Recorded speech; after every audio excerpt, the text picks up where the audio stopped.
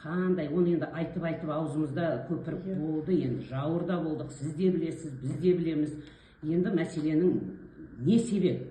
Аналарды соншалықты тізе бүктіретіндей, біз соншалықты бір бейшара мемлекетте өмір сүреміз ба?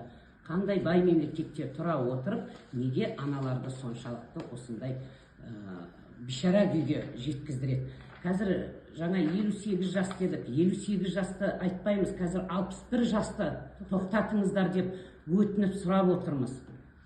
Бұны енді бұл сұрайтын да мәселе емес қой. Сізде, депутатта, президентте, басқа да, батырда, ақында, ғалымда, ғарышкерде барлығын сол анадан келген адамдар емес па? Анаға қай жақтан құрмет көрсетсе де, қандай қылса да ол артықшылық қылмайды ғой енді ол. Мен түсінбеймін, неге адамдар соншама аналарды зарлатып қойған. Тізе бүктіріп оларды. Қазір ойлаңызшы, менің жасымның өзі, мен де қазір зейнет жасындамын, зейнеткермін. Менің жасым 53-те болса да жаңа көп балалы категориямен шықтым. Бірақ мәселе ода емес. Мен сол қайнаған қазанның ортасында болып, жас ана болдым, одан енді көп балалы ана болдым, енді қазір зейнеткер анамын. Ол аналардың мұң-мұқтажын мен өн мойнымнан өткіздірген барлығын. Ол қазір мысалы 58 жастың өзі өте қиын аналарға. Бұл барынша егер реті келсе, сол мәселені қолға алатын болса, билік болып, депутаттар болып, аналар болып, барлығы рас, осы аналарды зарға қақсатпайықшы. Осы анаға қамқорлық көрсетпей ешкім ол өркендеп прям керемет жағдайға жетістікке жетпейді. Аналар жылап отырған кезде біздің мемлекетімізде бір кереметтей болып көркендейді деп айта алмаймын мен.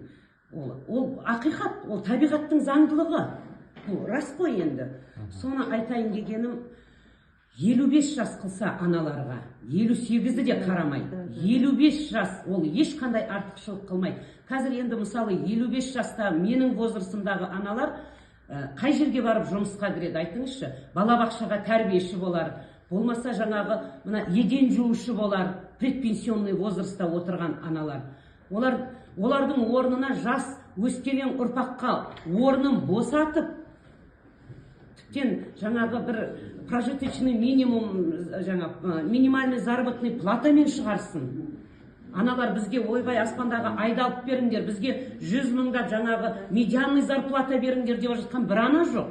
Айналайындар-ау, бізде 58, қазір енді 58-ге де көзді жұмды, 61 жаста мына зейнетімізге аман есен шығарыңдаршы дейді. Ал енді олар жүр, мына жерге барып, айналайын, менің жасым 58-де пенсияға шығайын десе, пенсияға жасы жетпейді 61-ге. Кім алады ол жасы үлкен, жастар тұрған кезде жасы үлкен адамды? Мені кім алады мысалы? Апай, хорошо, менің мына еден жуушы керек еді, қазір осы кезде орын бос, еден жууға барасыз дейді. Басқа қандай орын менде? Айтыңызшы, бұл енді қорлығы ме не бұл аналарға? Шындап келген кезде.